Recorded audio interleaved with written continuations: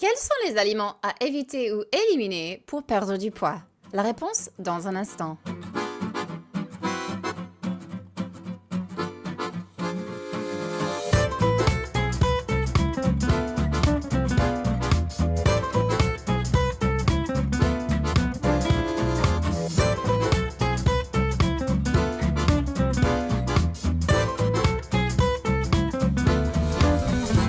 Bienvenue à Un Monde Sain, votre rendez-vous santé. La semaine dernière, nous avons exploré les aliments qui peuvent réellement vous aider à perdre du poids en mettant en avant leurs bienfaits et la façon de les intégrer facilement à votre quotidien. Aujourd'hui, nous allons aborder un aspect tout aussi important mais souvent négligé, les aliments qu'il vaut mieux éviter si vous souhaitez atteindre vos objectifs de perte de poids de façon saine et durable.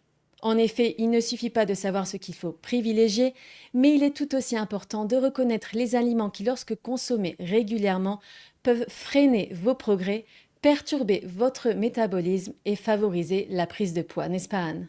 Oui, absolument, Noémie. Et au comité des médecins, comme vous le savez, nous avons l'assiette parfaite qui met en avant tous les aliments à favoriser. Mais aujourd'hui, on va passer en revue les aliments qu'il vaut mieux éviter, expliquer pourquoi ils posent problème et puis vous donner quelques alternatives concrètes afin de vous aider à les remplacer sans frustration.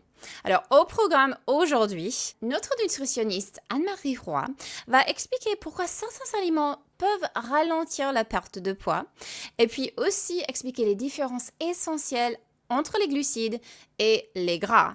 Et puis après, Noémie, je sais que toi, tu as une recette de pesto à tomber et moi, je vais partager quelques astuces à mettre en pratique dans la cuisine. Mais tout d'abord, accueillons le seul et unique Dr. Neil Barnard qui revient sur les résultats d'une étude de Dr. Kevin Hall et son équipe qui ont cherché à déterminer si un régime faible en gras était plus efficace pour la perte de poids qu'un régime faible en glucides. Quelle est la meilleure façon de se débarrasser d'un surplus de graisse corporelle? Pour y arriver, certaines personnes évitent les aliments riches en glucides comme les produits céréaliers raffinés, les biscuits, les gâteaux et les tartes du commerce, mais aussi les glucides sains comme le pain, les pâtes à grains entiers, le riz brun, les pommes de terre et même les fruits.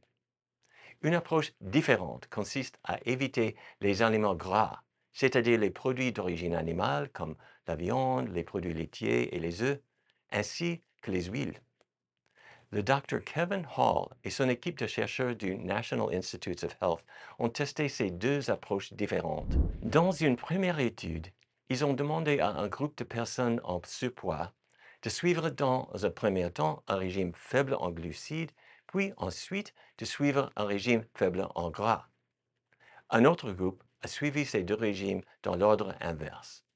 Les participants sont restés dans un centre de recherche où tout ce qu'ils mangeaient était soigneusement préparé et mesuré, et le changement physique était également soigneusement surveillé à l'aide d'équipements de recherche sophistiqués. Grâce à ces méthodes élaborées, les chercheurs ont pu constater des changements en quelques jours seulement. Le régime faible en gras entraînait une perte plus importante de graisse corporelle que le régime faible en glucides, qui lui a surtout entraîné une perte de poids en eau.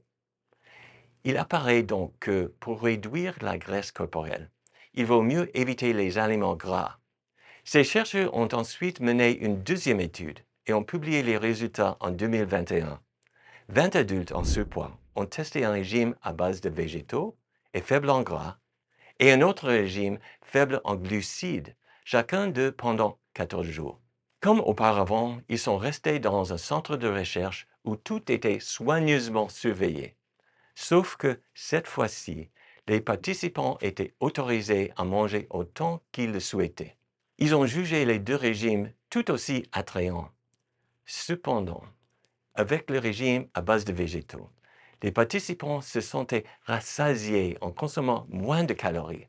En revanche, avec le régime pauvre en glucides, les participants avaient tendance à manger davantage. Ces résultats suggèrent qu'une alimentation saine à base de végétaux aide les gens à se sentir rassasiés et, par conséquent, cela évite de consommer un excès de calories. Et nos recherches ont montré les mêmes résultats. Une alimentation saine à base de végétaux facilite grandement la perte de poids. Merci Dr. Barnard, quelle étude remarquable.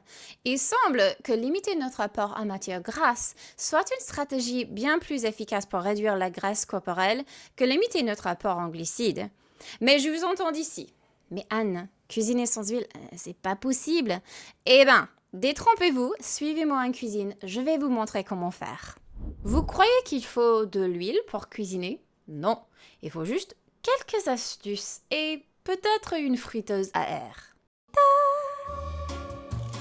Salut les amis, c'est Anne de Veggie Magnifique, le blog et la chaîne YouTube qui partage un mode de vie sainement vegan. Et aujourd'hui, on va parler de comment se débarrasser de l'huile sans sacrifier le goût, le croustillant ou votre joie de vivre. On commence avec le classique, faire revenir les aliments. Pas besoin de l'huile pour cuire les oignons, de l'ail ou les légumes. Il suffit d'un peu de bouillon de légumes ou de l'eau. Mention spéciale au bouillon pour booster la saveur. Si la poêle commence à avoir soif, rajoutez un peu de liquide. On hydrate la poêle car une poêle déshydratée, c'est triste. Des légumes croustillants sans huile? Oui, c'est possible. Si vous aimez des pommes de terre bien dorées et le brocoli pas tout mou, la friteuse à air, c'est votre meilleur ami. Faites rôtir vos choux-fleurs, vos pommes de terre, même des pois chiches avec vos épices préférées. Mélangez, faites cuire et tadam! Du croustillant sans gras.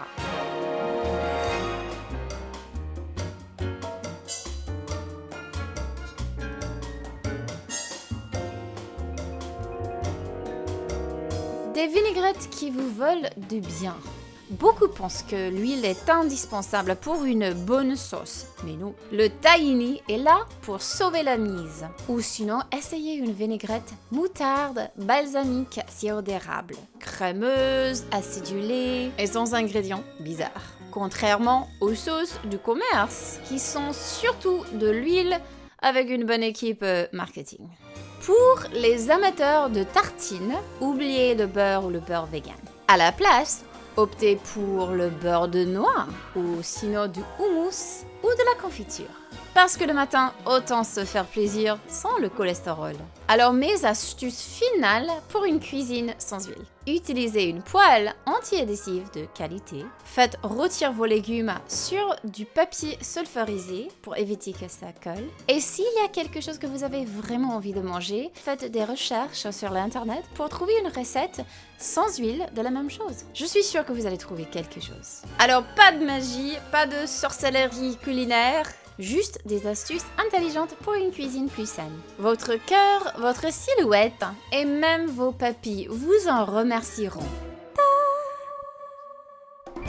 Merci Anne pour ces conseils pratiques. Je vous propose à présent de retrouver notre nutritionniste Anne-Marie Roy qui va nous expliquer pourquoi certains aliments riches en gras peuvent ralentir la perte de poids. Glucides versus gras, qui privilégie pour aider une perte de poids saine? Dans la première partie de la saison 3, on a vu que les aliments riches en eau et en fibres sont des alliés pour aider à la perte de poids. Aujourd'hui, on pousse plus loin. Entre les glucides et les gras, lesquels nous aident le plus? Commençons par quelques chiffres. Les glucides nous apportent 4 calories par gramme, alors que les gras fournissent 9 calories par gramme. À poids égal, les gras apportent donc un peu plus du double des calories. Et comme on l'a vu, l'estomac évalue plus facilement le volume que de faire le décompte des calories. Les végétaux comme les fruits, légumes, grains et légumineuses, en plus de contenir des fibres et de l'eau, sont nos fournisseurs officiels de glucides qui, encore une fois, permettent de nous sentir rassasiés sans avoir à exploser le budget calorique. Mais ce n'est pas tout. Le corps ne gère pas les glucides et les gras de la même façon. Les excès de glucides sont stockés d'abord sous forme de glycogène, un peu comme de l'argent liquide, facile à utiliser et rapidement disponible. Les excès de gras, eux, sont stockés dans les tissus graisseux, un peu comme des placements à long terme. On en place régulièrement, mais on les retire pas très souvent. Et ce n'est pas qu'une question de calories, c'est aussi une question de qualité. Les glucides qu'on retrouve dans les végétaux sont accompagnés de fibres, ce qui ralentit la digestion, nourrit le microbiote intestinal, aident à la satiété et par le fait même à une meilleure gestion du poids. Les gras, comme l'huile et ceux d'origine animale, ne contiennent pas de fibres et certains, comme les gras saturés, nuisent à notre microbiote intestinal et peuvent favoriser un gain de poids. Et les bons gras? Oui, il y en a. Les noix, les graines, les avocats, les olives contiennent du gras, mais aussi des fibres, des antioxydants et des composés qui protègent la santé et soutiennent en même temps la satiété. Conclusion, pour perdre du poids sans se battre contre la faim, mieux vaut favoriser les glucides contenus dans les végétaux entiers, grains entiers, légumineuses, fruits et légumes, choisir les bons gras d'origine végétale et les consommer eux aussi entiers, réduire les gras saturés, surtout ceux contenus dans les produits animaux, ainsi que les aliments ultra transformés. Et surtout, faisons confiance à notre corps. Si nous lui donnons les bons aliments, il nous donnera les bons signaux. Merci Anne-Marie pour ces explications détaillées. Comme toujours, je vous propose de passer à la pratique en cuisine avec une recette de pesto sans huile, une alternative légère à la version traditionnelle, sans les calories superflues des matières grasses. C'est parti. Je vous propose aujourd'hui de revisiter un classique, le pesto. Celui-ci est 100% végétal, sans fromage, mais aussi sans huile. Pour autant, il garde toutes les saveurs de la recette classique. Pour commencer, je remplace le parmesan par de la levure nutritionnelle qui apporte une touche fromagère à notre pesto et l'huile est remplacée par des graines de courge. Voici les ingrédients dont vous aurez besoin. Comme toujours, vous pouvez les retrouver dans la description de cette vidéo juste en dessous. Commençons par retirer la peau de l'ail et émincer-le, puis dans un blender, mixer les graines de courge jusqu'à obtenir une poudre fine. Ajoutez par la suite la levure nutritionnelle qui va apporter ce goût fromager absolument essentiel pour le pesto, du sel, du poivre et notre ail. Mixez à nouveau tous les ingrédients, puis venez ajouter par la suite quelques feuilles de basilic frais avec du jus de citron et un peu de lait végétal. Mixez jusqu'à obtenir la texture qui vous plaît. À noter, vous pouvez tout à fait ajuster le lait végétal et le citron si vous préférez un pesto un peu moins épais. Goûtez et rectifiez l'assaisonnement si besoin. Transférez votre pesto dans votre bol préféré, il se conservera au frais environ 5 jours. Accompagnez-le comme ici de patates douces rôties au four, un vrai délice, ou pourquoi pas sur une tartine ou encore dans une salade. N'hésitez pas à nous dire dans les commentaires avec quoi vous aimez déguster votre pesto. Le résultat, un pesto onctueux, parfumé, facile à préparer et qui accompagnera parfaitement des pâtes, des légumes rôtis, pourquoi pas tout simplement sur une tartine grillée. Merci Noémie pour cette recette qui prouve une fois de plus qu'avec un peu de créativité, on peut se faire plaisir, mais sans compromettre nos objectifs de santé. Si vous avez des questions pour notre équipe d'experts, partagez-les dans les commentaires ci-dessous ou sinon sur les réseaux sociaux. Dans notre prochain épisode, nous allons faire un gros plan sur les glucides. En effet, toutes les sources de glucides ne se valent pas. Alors comment choisir les meilleures sources? C'est la question à laquelle nous allons répondre la prochaine fois. Un grand merci à toute notre équipe et à vous, nos chers internautes. Si cet épisode vous a plu, n'oubliez pas de cliquer sur j'aime, de vous abonner à notre chaîne Le Comité des médecins et d'activer la cloche de notification afin de ne manquer aucune de nos prochaines vidéos. À bientôt pour un prochain épisode d'Un monde sain.